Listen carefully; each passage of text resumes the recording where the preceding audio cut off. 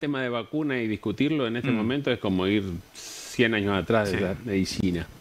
Pero es lo que está pasando, es lo que quedó post pandemia, que un elemento tan importante, más para pediatras, que es la vacuna, se ha transformado en algo que cuando lo pasas a los familiares de los niños, te miran como diciendo, ¿estás seguro de lo que me está dando? Y esto no hay que cambiar mucho el panorama a los padres. Con la pandemia, como te contaba, yo soy terapista intensivo, cuando llegaba un paciente con distrés o insuficiencia respiratoria post-COVID, el terapista intensivo no cambiaba mucho la vida o muerte. Lo que cambió es la vacuna.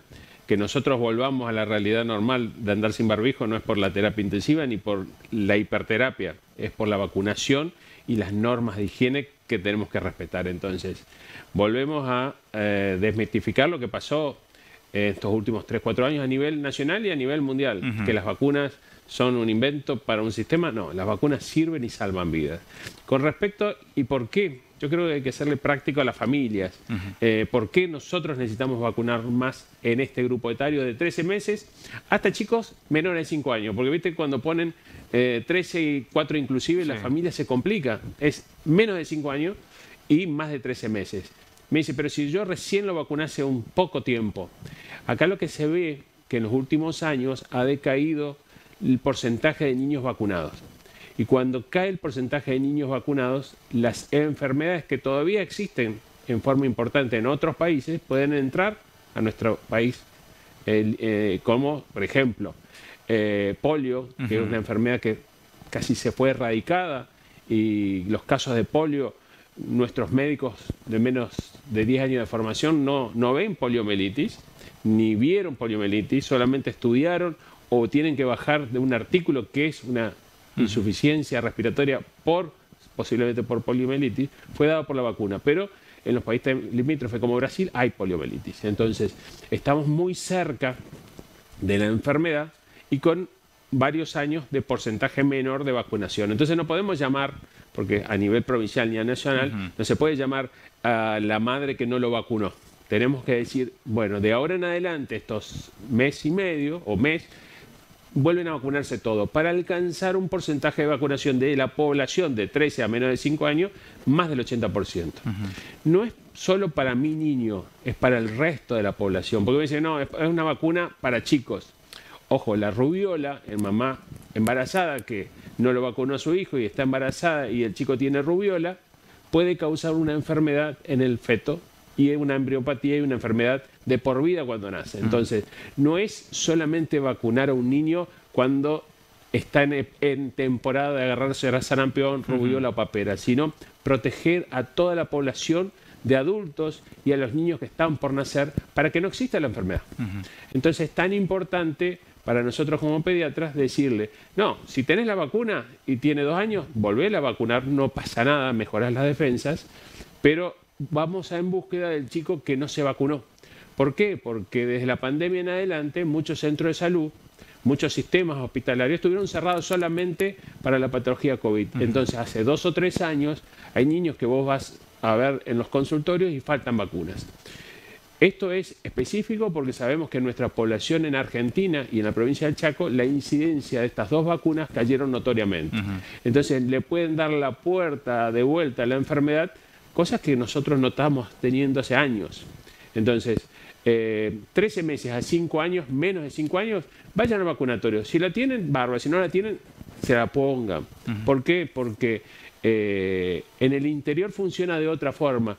Muchos vacunatorios van hacia el sistema de donde están los pacientes. En las capitales, normalmente, como hay mayor movilidad, mayor posibilidad, hay más centros de salud, más hospitales, la gente se dirige a los hospitales. En el interior uno ve que andan con el carrito, con la bicicleta, con el telgopor, con hielo y van yendo a las picadas o los lugares porque es la forma de transmitir la vacunación. Pero en las grandes capitales estamos pidiendo, como pediatras, los que nacen, a los hermanos que vemos en el consultorio o a los que vemos en el hospital, que vayan a las postas vacunatorias, que vayan a los centros de salud, que vayan a los hospitales que están abiertos en este momento y que es de campaña. ¿Qué quiere decir de campaña? Cuando es campaña es obligatorio. Y cuando es obligatorio no necesitan certificado. Y al no necesitar certificado, uno puede ir con el chico, no tiene que pasar por un centro de salud, no tiene que ver al pediatra, no tiene que ver a nadie. Va, el vacunador está en condiciones, está en edad, lo vacuna. Entonces, se hace mucho más accesible la llegada de la vacunación a la gente y que estamos viendo a nivel nacional y provincial que cuesta que el padre agarre y lo lleve. Por eso estamos como pediatras muy insistentes, porque no queremos tener una rubiola congénita. Una rubiola congénita en un recién nacido es un problema de cataratas, de malformaciones cardíacas, es un niño que va a ser posiblemente dañado, secuelado. Entonces, ya lo hemos vivido esto hace 25 o 30 años como pediatra. Las vacunas cambiaron el pronóstico. Vos te sentás en un ateneo pediátrico en la residencia y le contás de la rubiola a los residentes, te miran como algo raro. Pero esto fue algo raro porque se logró una alta incidencia de pacientes vacunados. Esto decayó. Entonces van a aparecer rubiolas, van a aparecer sarampión, van a aparecer paperas que producen lesiones, no la papera inflamatoria que uno ve en el consultorio. Poliomielitis es una enfermedad erradicada casi en el mundo y están volviendo a tener casos. Entonces, esto es necesario para su hijo y para el resto de la población. Es una manera tan práctica como acaba de explicar lo que es la inmunización de rebaño, sí, ¿no?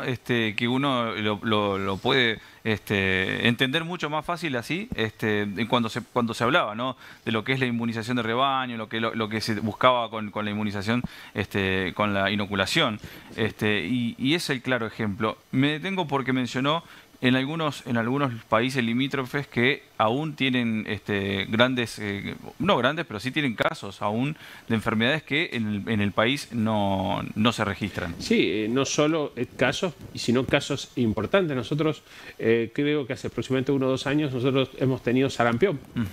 Sarampión en el cono urbano y en la capital federal. Obviamente que fue esto antes de la pandemia, si mal no recuerdo, porque hay mucha gente de esa zona que puede viajar, pero no la trajo del interior de la provincia de la Argentina hacia Buenos Aires, la región del exterior.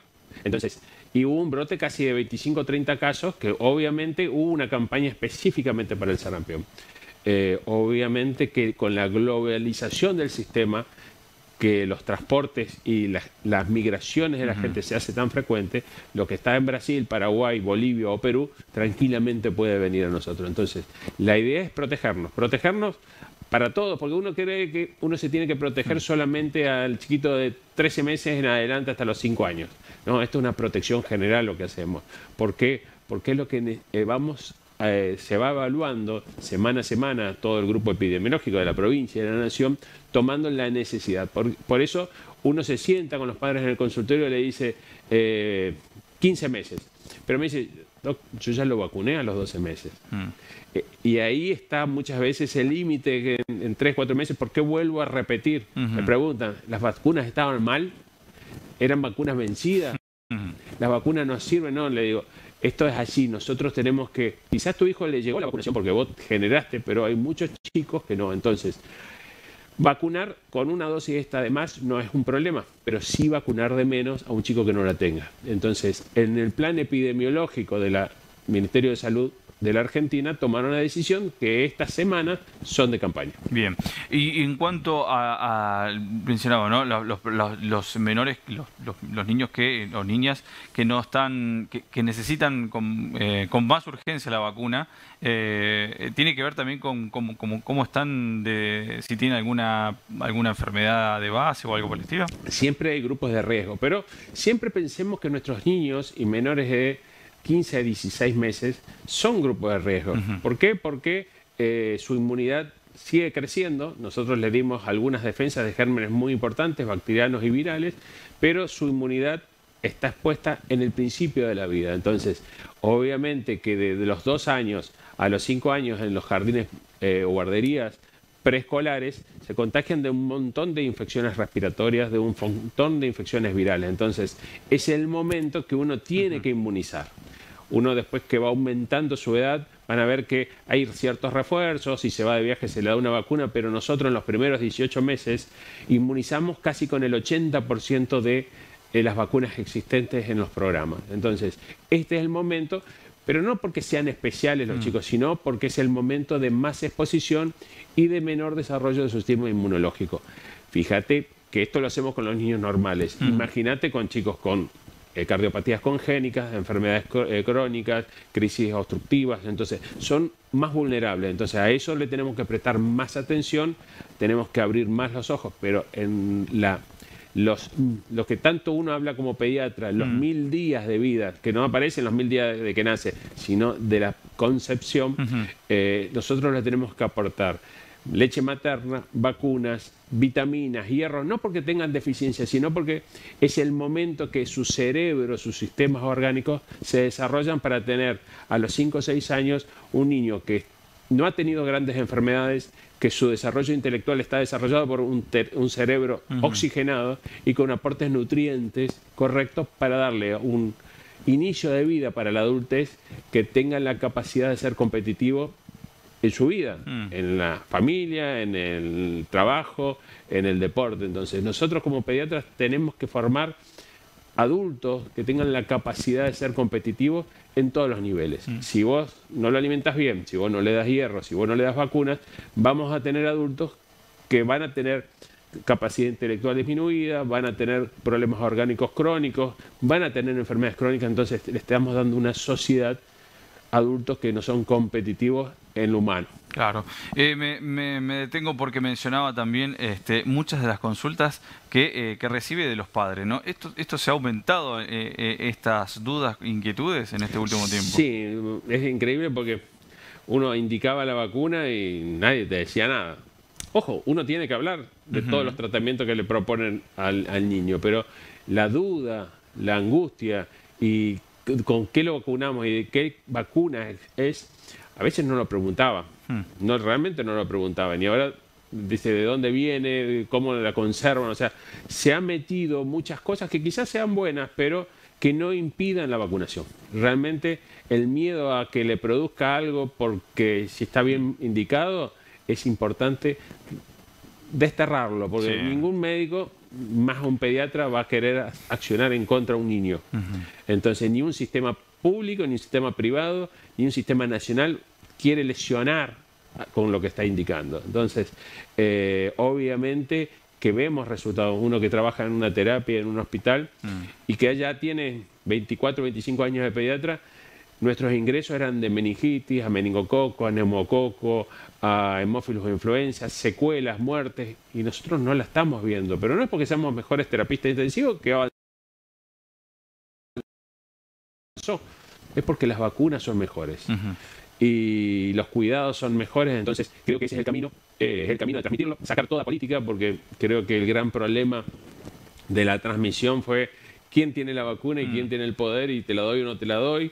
Gremios, partidos políticos, iglesias, de afuera uno lo vio, que está en un consultorio, en un hospital, se vio que se manejó mal la información y la situación. Entonces, creo que hasta en un momento la Sociedad Argentina de Pediatría estuvo en contra de las vacunas. O sea, se armó un sistema político no correcto para lo que estamos en consultorio. Y creo que la forma de revertirlo es hablando, charlando y mostrando los números de que alcanzó la población y lo que ha mejorado. Bueno, me imagino lo que debe haber sido también para ustedes. Habrán llegado con algunas consultas hasta absurdas, me imagino. No, todas las consultas son lógicas, más en una época de angustia, pero hay veces que uno le muestra la bibliografía y le explica la bibliografía. Ojo, y no estoy hablando solamente de padres, sino a otros profesionales que hacen ejemplo. Nosotros como pediatras veíamos que en nuestros hospitales y en el hospital de Perrando con el sistema de NEO había una alta incidencia de bebés sin mamá post-COVID. Niños que pasaban a la terapia intensiva de 3 o 4 meses sin mamá y sin papá post-COVID. Y hablábamos con el sistema de gineco-obstetricia de público-privado, provincial y nacional, y los ginecólogos y obstetras no vacunaban con el COVID de las mamás. Entonces, no solo fue un mensaje al sistema de familia, sino a nuestros propios compañeros de trabajo de diferentes áreas, que la vacunación era la correcta. Lo mismo pasó hace 9 o 10 años cuando fue en el 2008, 2009 lo de la influenza. Nosotros veíamos muchos niños con influenza, pero muchas mamás graves con insuficiencia respiratoria a punto de parir, con insuficiencia respiratoria en la terapia intensiva y la vacuna no se indicaba. Entonces, creo que hay que convencer a todo el sistema. Doctor, aprovecho también su visita porque estuvimos recibiendo muchas consultas y se habló mucho de lo que es, no sé si decirle hola, pero por lo menos hay una gran cantidad de contagios de gripe A. Puede ser acá en la provincia también. Hay muchos cuadros, hay muchos cuadros respiratorios en el último mes y medio. Producto del movimiento poblacional y de los cambios de clima. Yo siempre le digo a los papás, el cambio de clima no genera alergias tanto, más en los chicos, sino movimientos virales que a veces, durante 2 años que tuvimos los niños muy encerrados, este año fue una explosión. Hubo sincicial respiratorio, parainfluenza, influenza, metaneumovirus, un montón de virus que los hilamos nosotros en los hospitales cuando están internados, pero en los consultorios andan con moco y catarro. El camino sigue siempre lo mismo. Cuidado en los chicos de menos de 6 meses a 1 año, que son las bronquiolitis respiratorias. Que hagan fiebre es normal, que tengan moco es normal, pero si no se alimenta y no duerme bien es porque las secreciones de estos cuadros son importantes que lo pueden llevar a deshidratarse o entrar en insuficiencia respiratoria. Esas son las cosas de control. Y el resto de la población que está con un cuadro respiratorio y tiene que usar lo mismo que usamos en la pandemia. No es que el barbijo es solamente para el COVID. El barbijo sirve para todo. Cuando uno está congestionado, con moco y catarro y está deambulando porque ahora no hay aislamiento, usa un barbijo. Previene la propagación del virus porque yo me agarré, ¿para qué me voy a usar barbijo? Pero vos vas a contagiar a tu amigo va a venir a casa y te va a contagiar a tu hijo. O sea, no es sálvese uno, nos salvamos todo acá. Entonces yo estoy con un cuadro respiratorio, uso barbijo. Trato de, si puedo elegir lugares para no ir porque no es necesario, porque pueden prescindir de mi presencia, no voy. Salgo de ese cuadro, vuelvo a insertarme. El influenza, el parainfluenza, el sincicial, el COVID, producen las mismas acciones, las mismas manifestaciones. Muchas están vacunadas, muchas no. Entonces uno tiene que pasar esa enfermedad lo mejor posible y sin contagiar. En cuanto a estas enfermedades que están en circulación en estos momentos, como le decíamos, no sé si gripe A específicamente es la que se está dando en muchos casos, pero ¿cuáles son las diferencias con una gripe común, con un resfrío? No lo vas a notar mucho, realmente no lo vas a notar mucho. Generalmente va con trastornos respiratorios altos, fiebre, dolor de garganta, dolor muscular. Obviamente para la influenza tenemos vacuna, no para toda la población, porque si vos estás sano y tenés una cierta edad, podés tener influenza y no pasa nada, es un cuadro gripal. Esas normas higiénicas y de limpieza, barbijos, lavarse las manos, evitar lugares. Y para el grupo de riesgo, menos de 2 años, mayor de 65 con algún problema crónico de enfermedad, la vacuna contra la influenza está. Están disponibles en el centro de salud. Es más, nosotros tenemos la suerte de tener hace muchos años los sistemas de salud, que son las vacunas gratis, no las tenés que comprar. O sea, solamente tenés que ir a vacunarte. O sea, en otros países tenés que comprar una vacuna contra el meningococo, sale $300. Así es la realidad de los precios. Acá no la podemos comprar ninguna. Vos tenés que ir al sistema y te vacunan gratis.